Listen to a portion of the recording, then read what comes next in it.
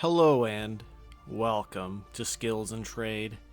In today's exciting video, I'm going to polish this brass plate with the Goddard's brass and copper polish to reveal a mirror shine.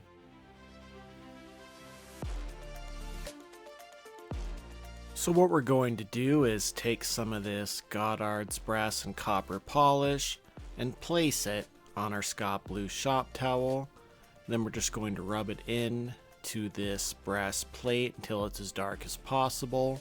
Wait for it to dry, and then we're going to wipe it away with another Scott Blue shop towel to reveal a mirror shine.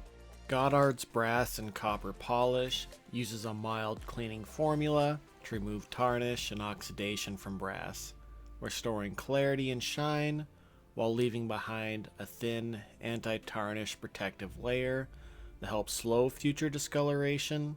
It applies easily and buffs off clean for a smooth, even finish. And I just want to thank you all so very much for watching. Please like and subscribe for more videos. Please leave a comment down in the comment box and have a wonderful day.